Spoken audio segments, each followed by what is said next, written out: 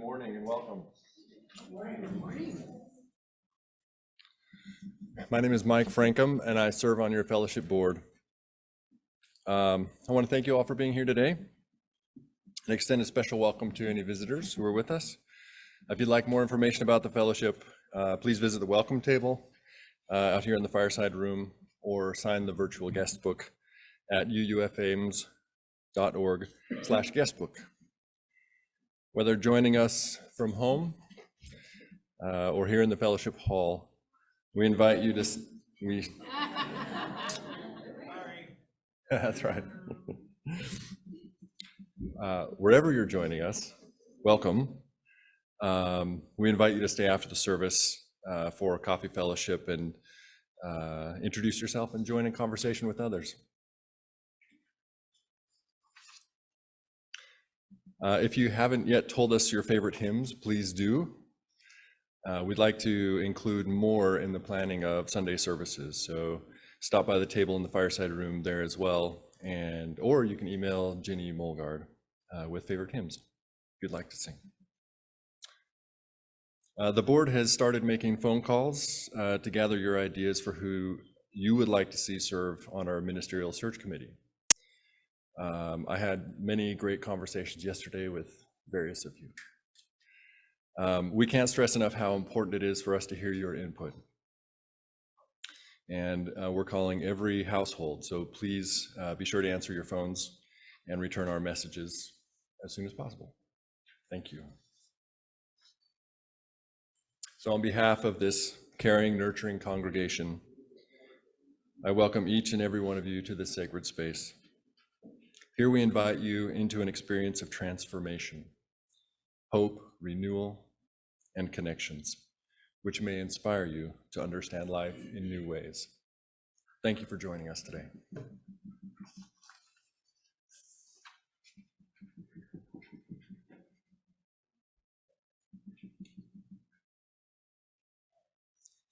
As Kay lights the chalice, we have these opening words. We come together to renew our faith in the holiness, goodness, and beauty of life, to reaffirm the way of the open mind and full heart, to rekindle the flame of memory and hope, to reclaim the vision of an earth more fair with all her people one. Please rise as you're willing and able and join in singing our first hymn, number 296, O Ye Who Taste That Love Is Sweet.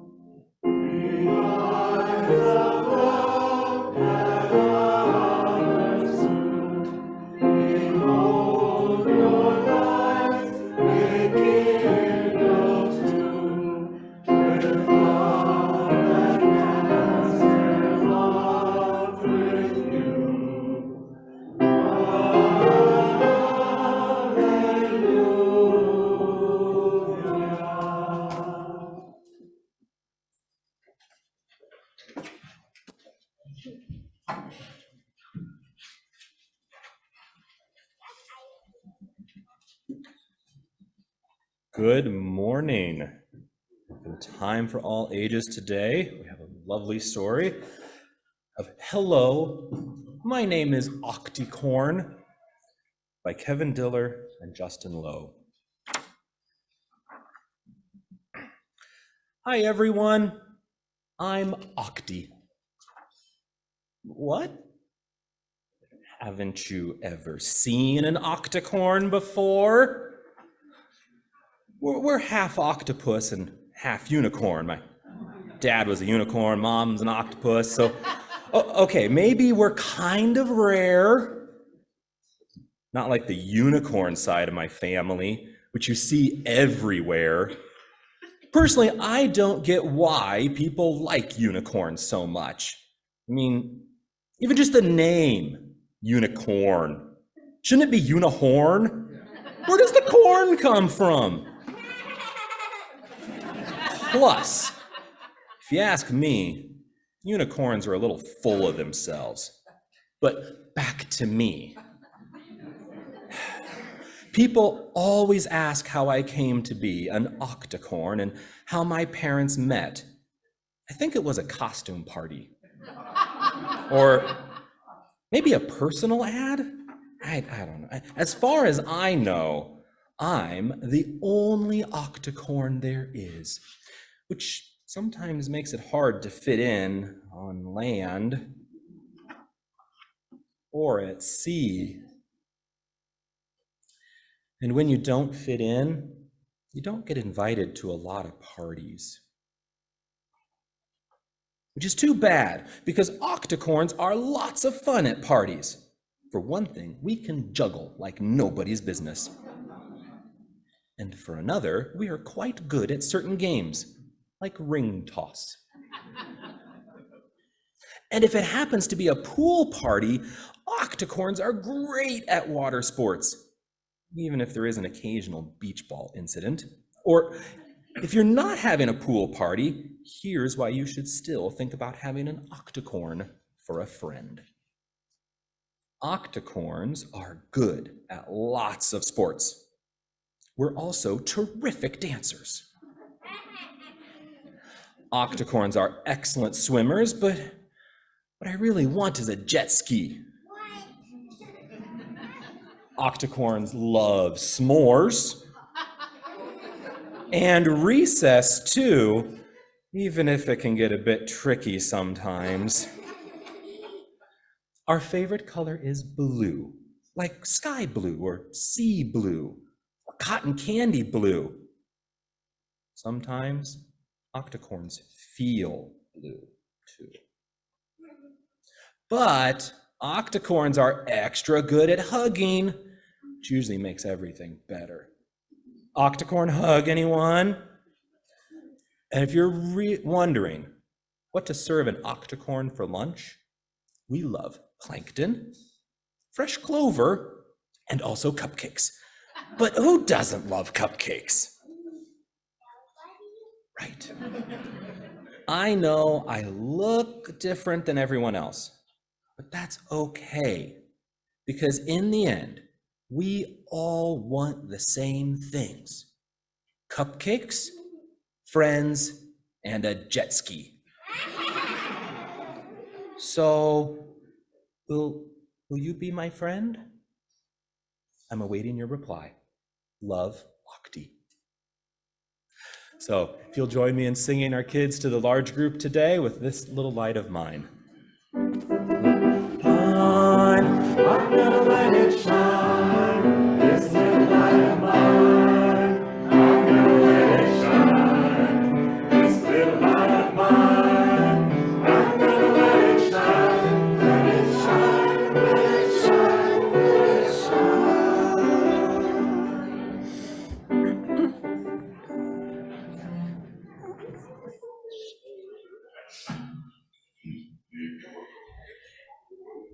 Good morning. Ours is a welcoming community where we find connections, a spiritual community where we find meaning, a sharing community where our joys are amplified, and a caring community where our sorrows are lessened.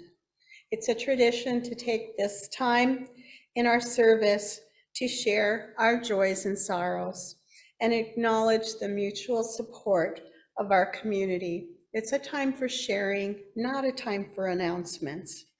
If you would like, you may come forward to the microphone over here, state your name and your milestone, and I will light a candle for you. This is our time of sharing.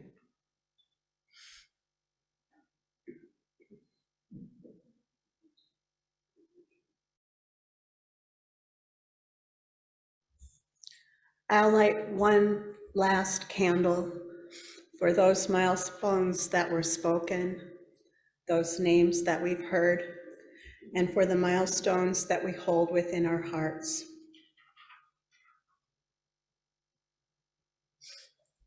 We'll now have a moment of silence.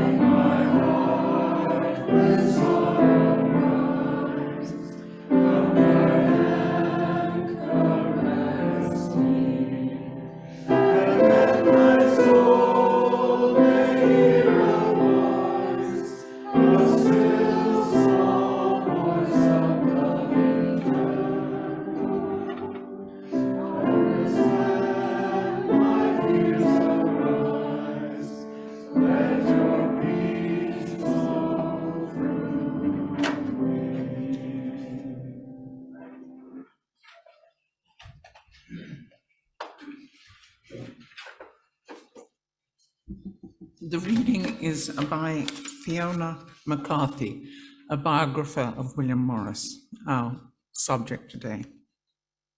The questions William Morris asked are not the tight, close questions of the politicians. They are much less guarded, wilder, looser, more unnerving, questioning the basic patterns of behavior between people, challenging accepted views of humanity's relation to nature, damning the high-handedness with which human beings appropriate the earth. And this was in the 19th century, before our modern concern with climate change and so on. It is this imaginative, creative content in Morris's thinking and writing which removes him so decisively from other late Victorian political thinkers.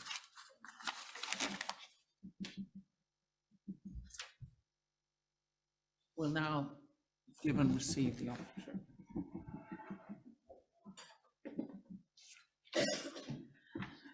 We'll now give and receive the offering.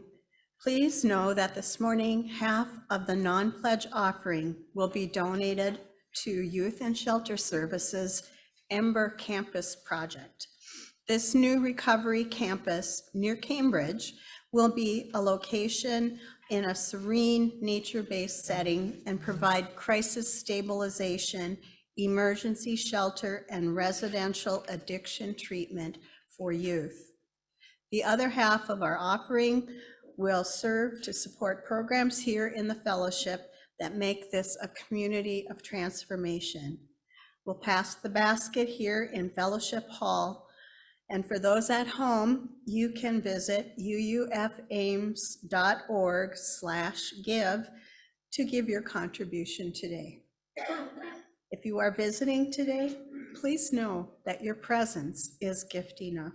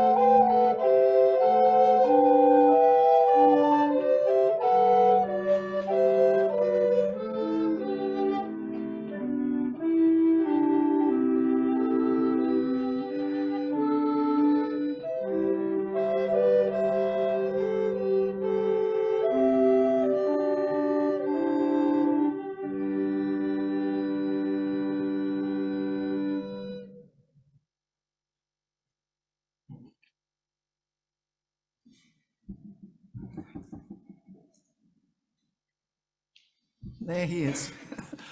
William Morris is my hero for many reasons, but the main reason that I wanted to talk about him today is because for his social vision, which I'll get to sort of the latter part of my talk, but I do admire him for so many things. He was born in England in the 19th century. He was a man of superhuman energy, idealism, creative range, and genuine, lasting achievement. And I'll just mention now, it's sort of a bit ahead, this book is what you might call a cheap copy by the facsimile, by the Folio Society. It's a facsimile of an actual book, his bookbinding and printing press produced. It's a complete works of Chaucer, as you can see, with woodcuts and illustrations. He very much admired the Middle Ages and tried to reproduce illuminated manuscripts in titles that were not Bibles and so on.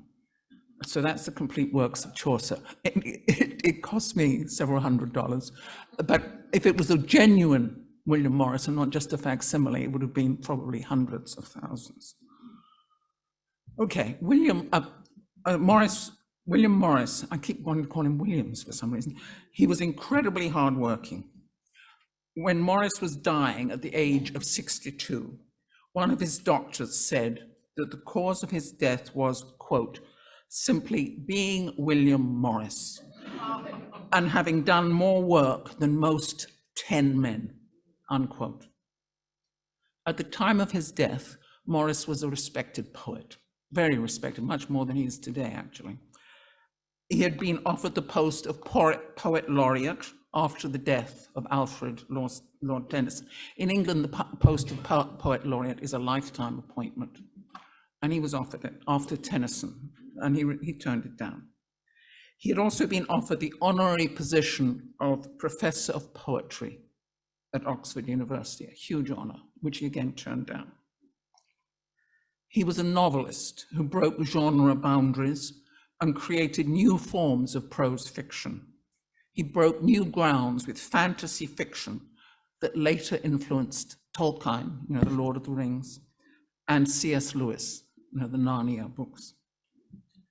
But the written works for which is most famous today are probably a short novella called A Dream of John Ball and a novel called News from Nowhere. I'll just briefly mention A Dream of John Ball. John Ball was the theological inspiration, you might say, of the so-called Peasants' Revolt of 1381, I think the date was.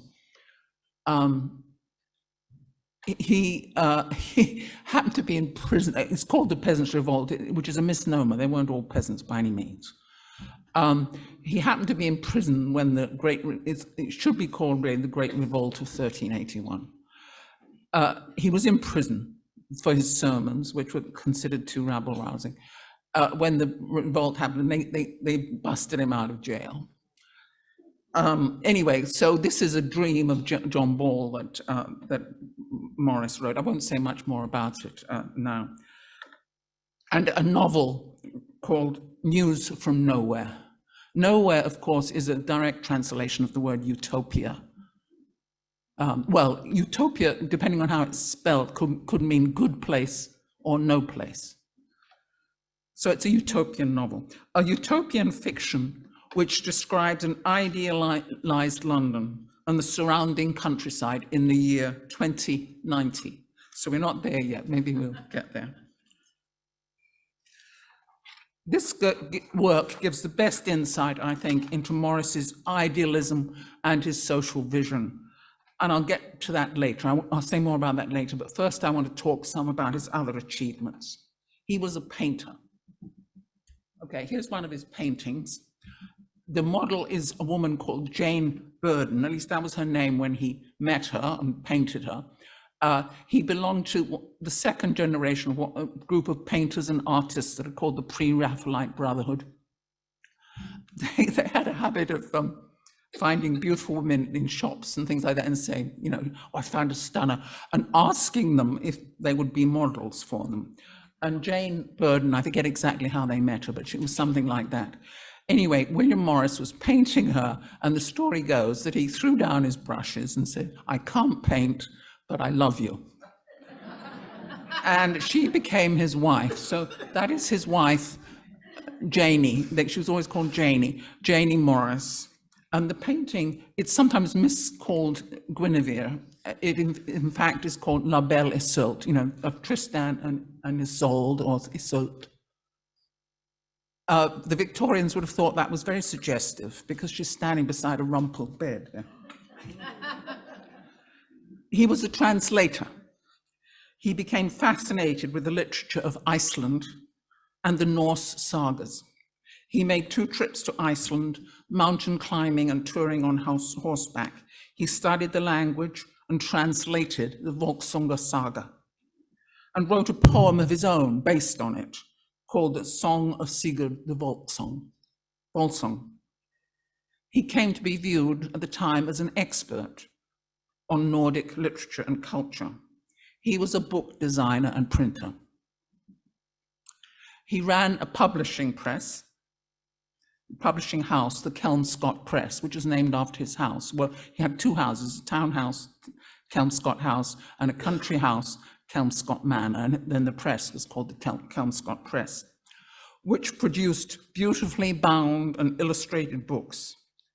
They were usually illustrated by Morris's friend and collaborator, the artist Sir Edward Burne-Jones, and decorated by Morris himself in the manner of medieval illuminated manuscripts with wood-blocked border designs, decorated page headings, and initial letters. The press produced 53 titles in Morris's lifetime, including his own utopian novel, News from Nowhere. The most famous volume is, and a quick look at some of his other, the work of some of his other presses.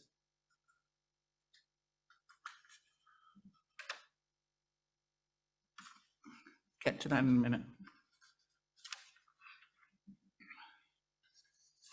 But probably most famously and enduringly, Morris was a great artist, craftsman, who had helped pioneer a revolution in popular taste. He's regarded as the founder, or at least a founder, of the arts and crafts movement. I'd say he's the founder, actually, and revolutionized the taste of the Victorian period. He believed deeply in the arts and crafts principles of the honest use of raw materials and in the use of simple forms and in designs, motifs, and patterns inspired by nature. In architecture, he believed in vernacular design focused on traditional disciplines and techniques.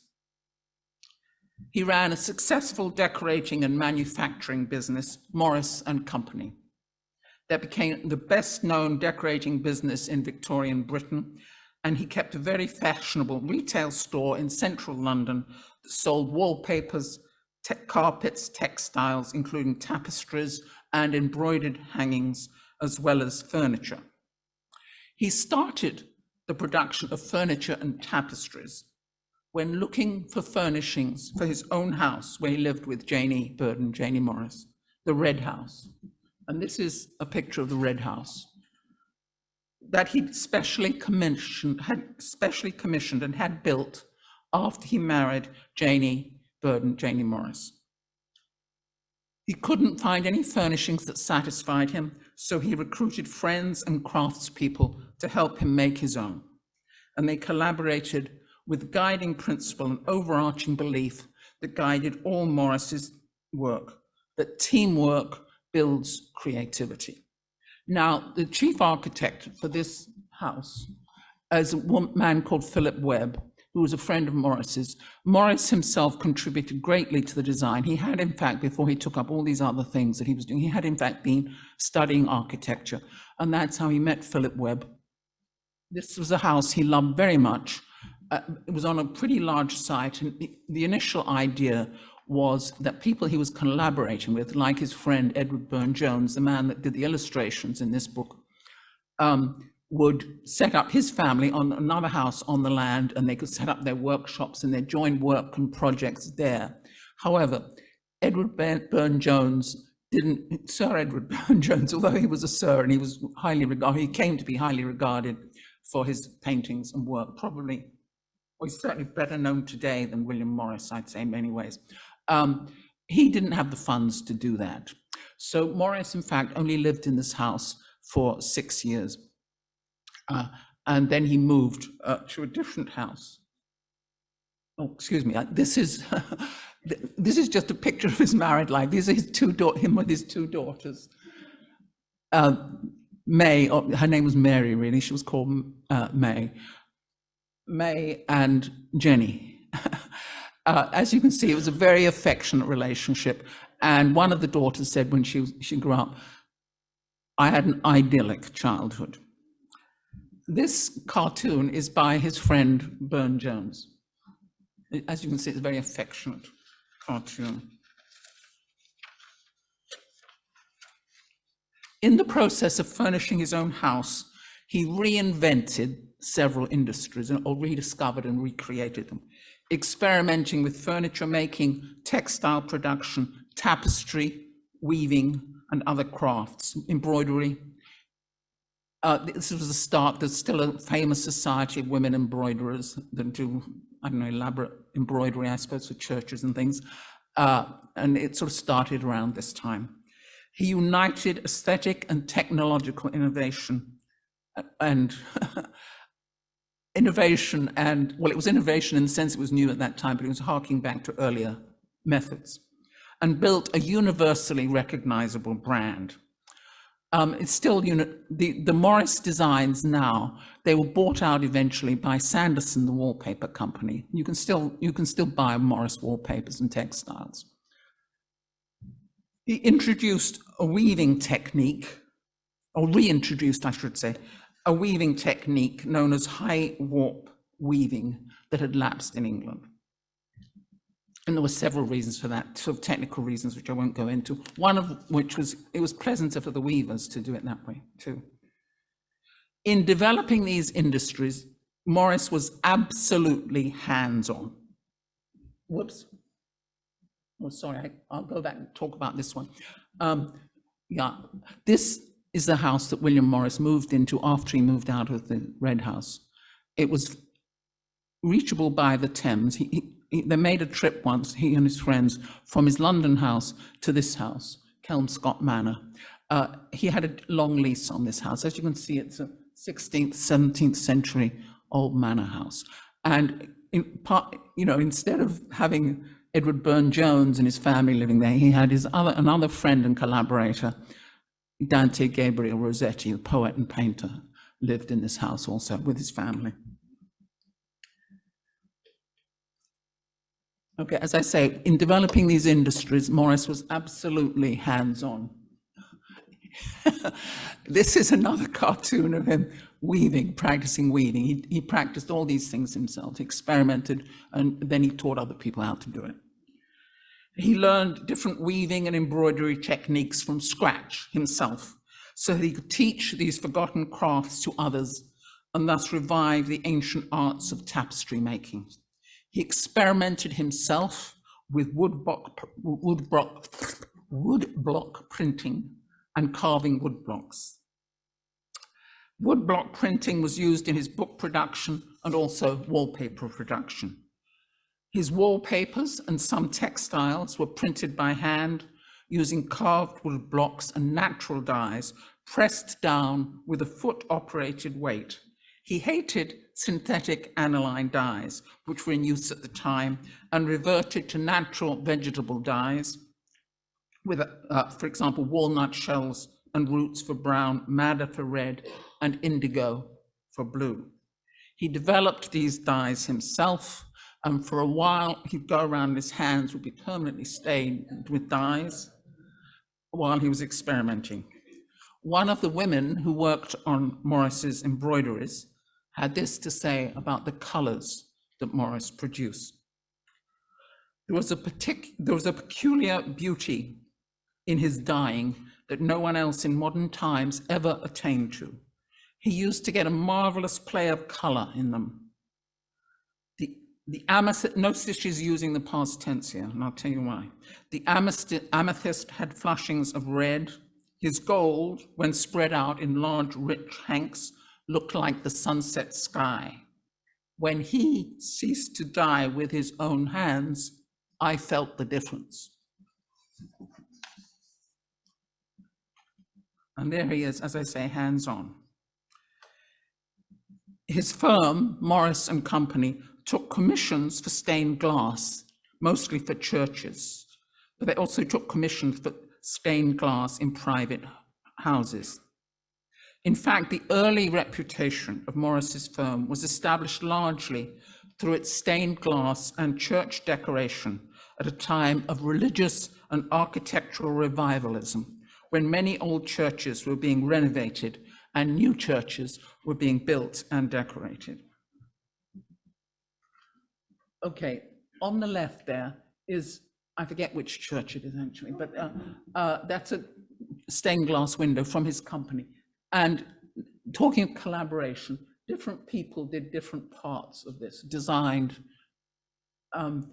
Burne-Jones, Morris himself, and other people. So that's a church one. This is one for a private house. As you can see, it says in Latin, but this is King Arthur on the left and Lancelot on the right. This was obviously for a wealthy man in his sort of entrance hall of his house. The one on the left, King Arthur, is allegedly a portrait, a self-portrait of Morris himself.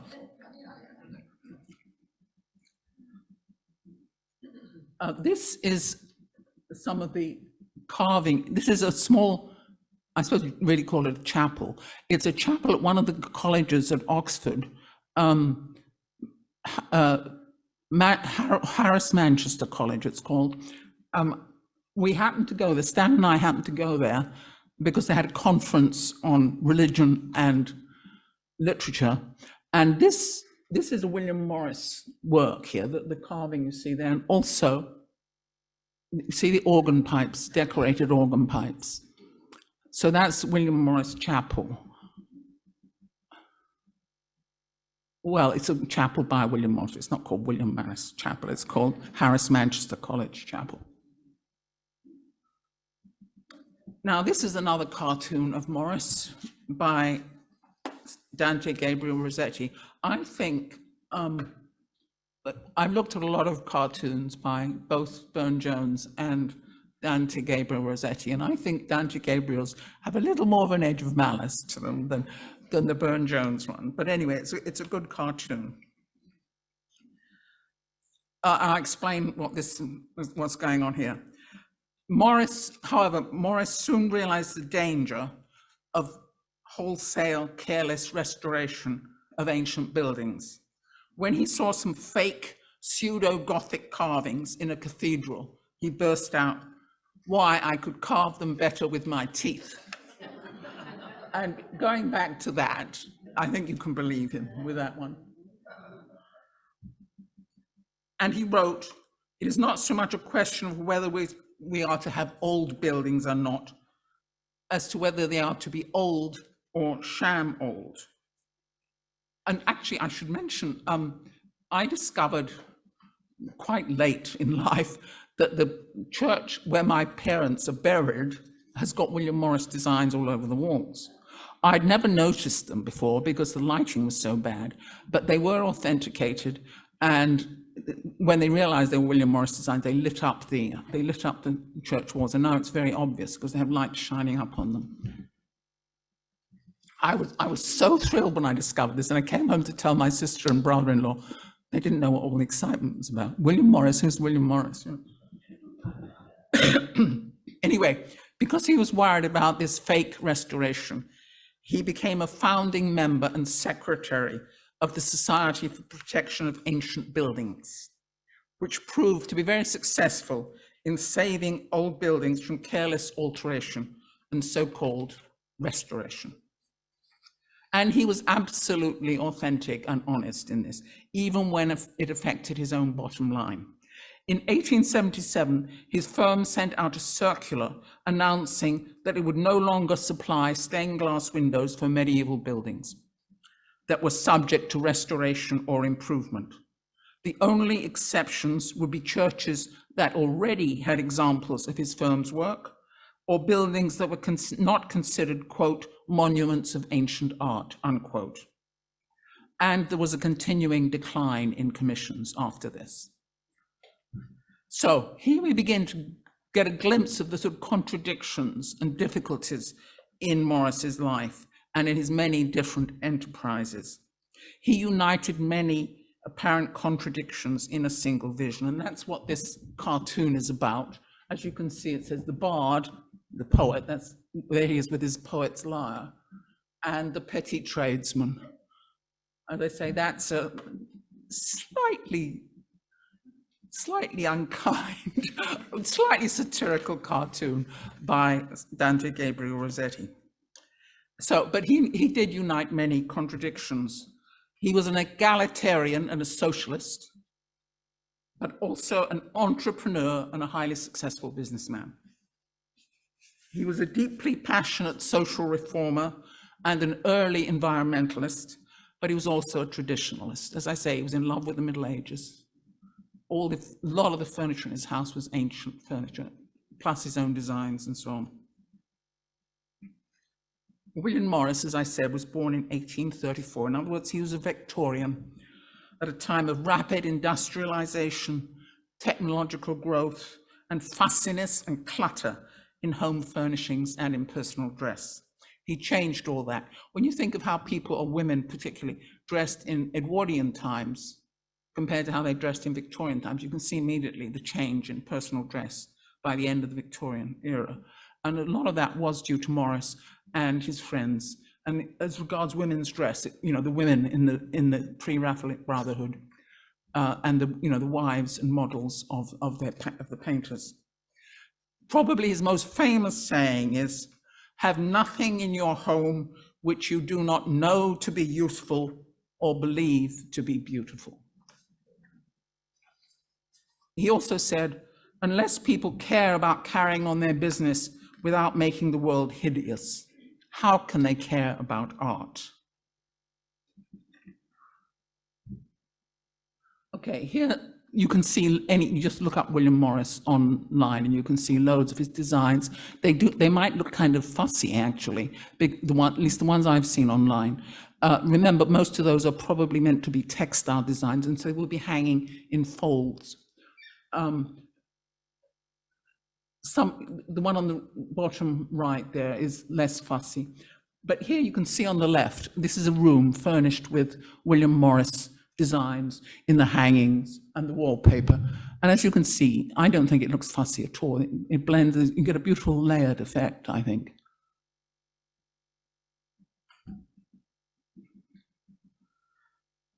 He was born into a relatively wealthy family. His father was a financier. He attended Oxford University, where he studied classics and medieval history. As I say, he was sort of fond of the past.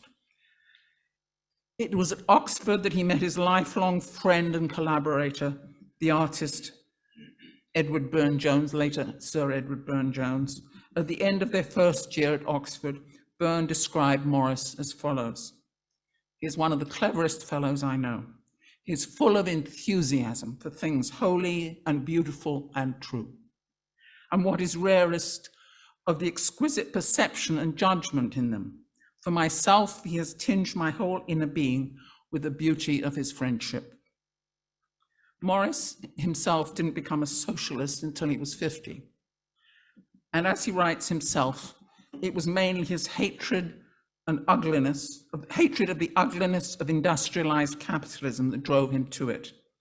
He was concerned, of course, about economic injustice, but most deeply, and really deep down, he cared about the ugliness of the surroundings in which people lived and the ugliness of much mass-produced modern furniture and merchandise and the ugliness and repetitiveness of workers' lives. He wrote, "No work that cannot be done with all these negatives, but you can get the meaning. No work that cannot be done without pleasure in the doing is worth doing." That's a quote from News from Nowhere, actually. Morris's socialism is best probably illustrated by his utopian novel, News from Nowhere. The leading socialist theoretician, G.D.H. Cole, wrote, "I became a socialist more than 50 years ago when I read News from Nowhere as a schoolboy, and realized quite suddenly that William Morris had shown one vision of a society in which it would be a fine and fortunate place to live, experience to live, sorry.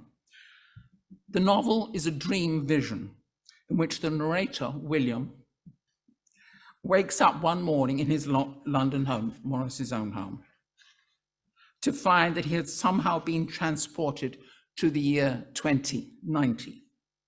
There had been a revolutionary upheaval in the year 1952, which is described with pretty graphic, unpleasant detail, I must say.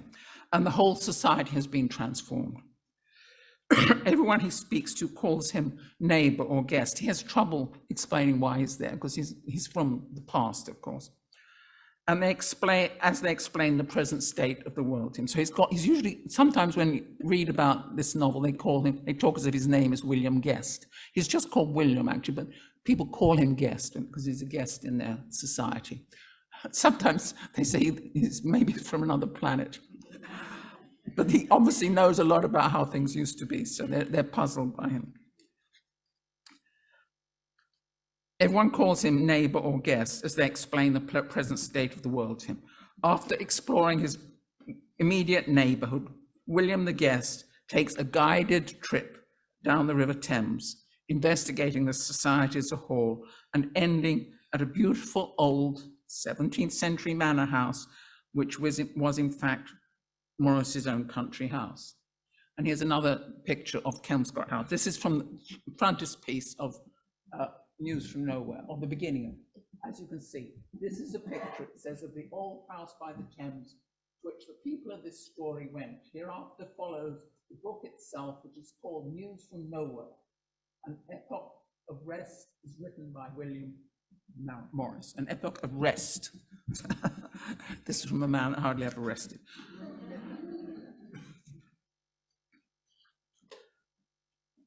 This house in the story, and all big houses like it, have become communal living centers.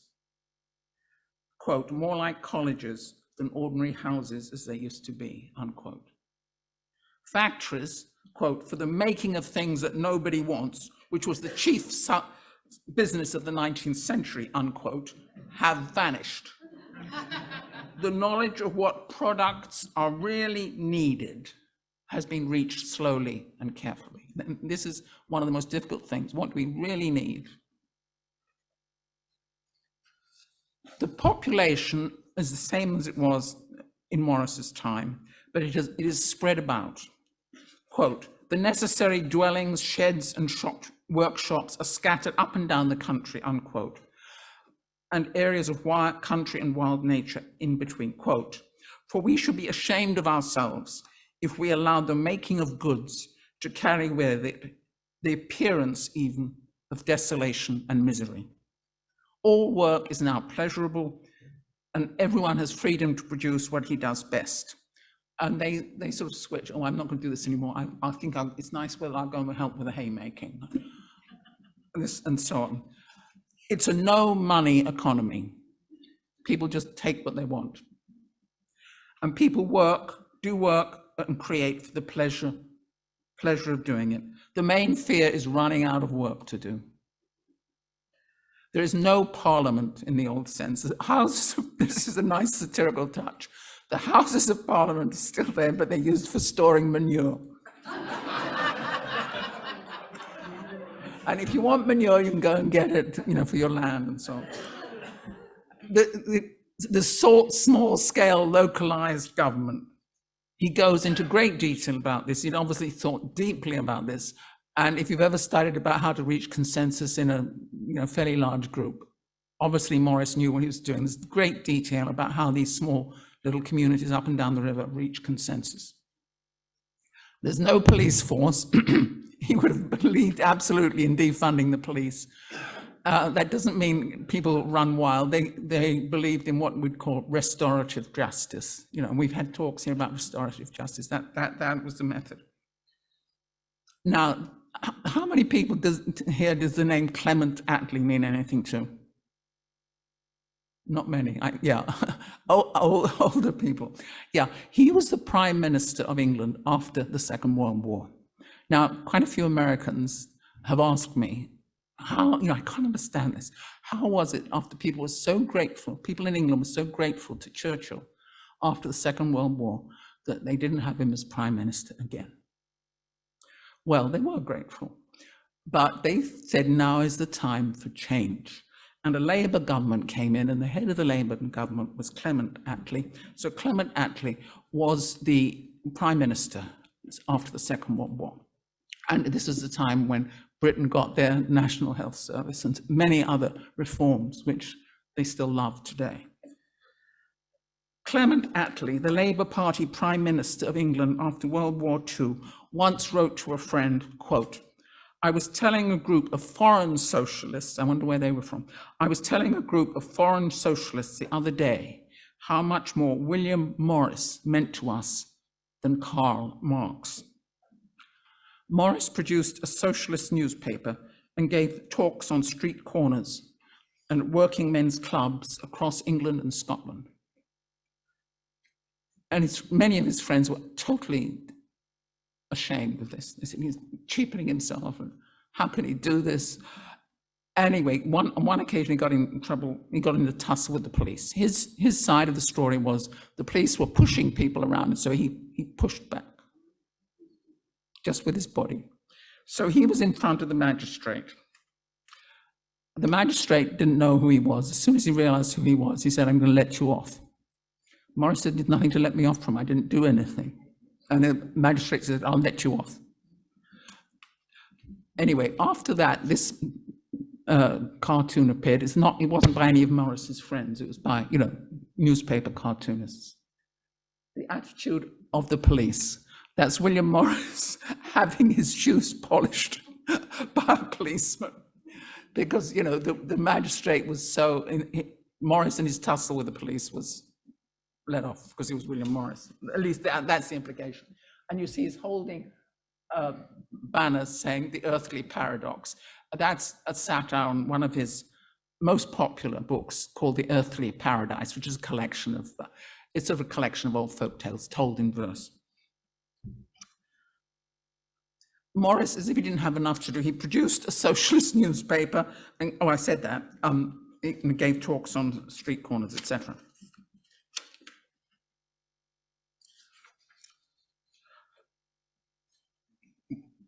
Once when Morris was speaking to working men in the East End of London, someone interrupted with the question, if you believe so much in what you say, why don't you give your money to the poor?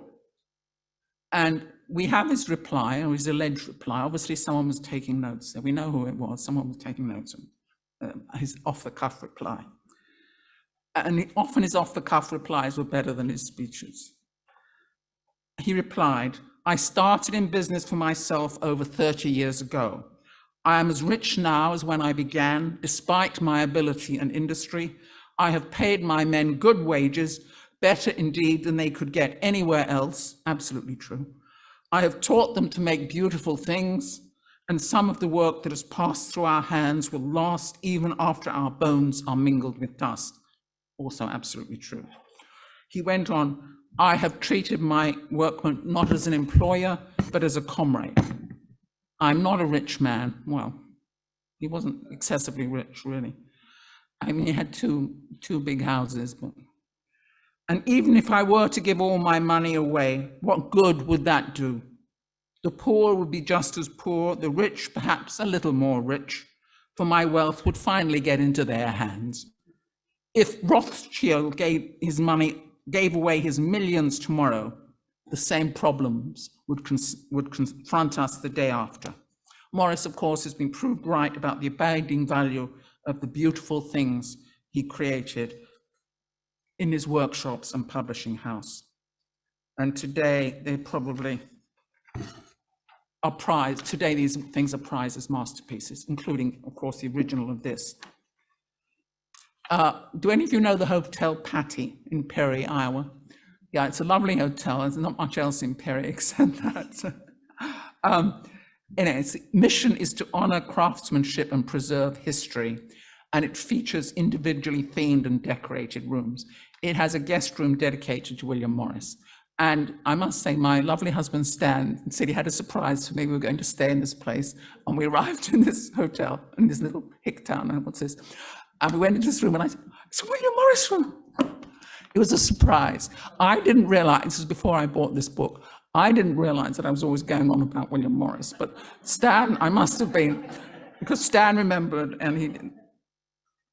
Anyway, the production methods in Morris's workshop aimed to respect the environment as well as to respect his workers. And he tried to restore the dignity and creativity of manufacture. Here, Morris's love of the Middle Ages and of individual craftsmanship combined with his entrepreneurial spirit in a unique way. All Morris's workers were trained to be skilled craftspeople, and everyone who visited his workshops was impressed by what a pleasant place it was to work. It was a renovated old abbey, a different abbey, Merton Abbey, and one visitor from France said it looked more like a large farm than a factory. There were ducks on the river which flowed by, and the river itself was full of trout. That's a painting of his factory.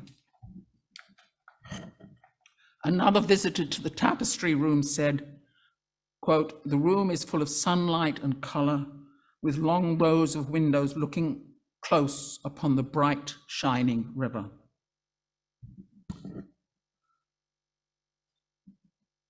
And you can see there the young woman is rinsing the textiles in the river. So she's one of the factory workers. Now he is a little older than he was in the first slide. The evening before he died, William Morris examined a newly purchased 12th century book before retiring to his enormous carved 17th century bed, which was fitted with hangings from Morris and Company. This reading is part of the poem that was embroidered on the valance of Morris's bed. Supposedly, the bed itself is speaking. I am old and have seen many things that have been, both grief and peace, and wane and increase. No tale I tell of ill or well, but this I say, night treadeth on day, and for worst and best, right good is rest. The early 20th century poet William Butler Yeats wrote in his autobiography that if some angel offered him the choice, he would rather live the life of William Morris than his own or anyone else's. And Yeats was a much better poet than Morris. Okay, hymn 194, Faith as a Forest. It's getting a bit late, is that all right?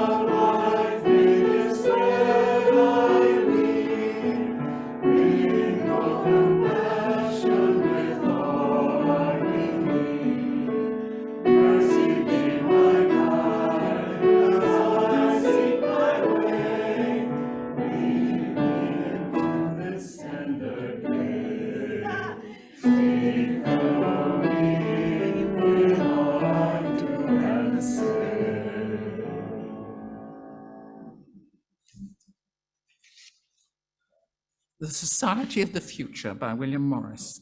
It is a society which does not know the meaning of the words rich and poor, or the rights of property, or the law of legality. A society which has no consciousness of being governed, in which equality of condition is a matter of course, and in which no man is rewarded for having served the community by having the power given him to injure it. It's a good one. It is a society conscious of a wish to keep life simple, to forgo, this is very, very prophetic, I think, as I say, before global warming or anything. It is to forgo some of the power over nature won by past ages in order to be more human and less mechanical, and willing to sacrifice something to this end.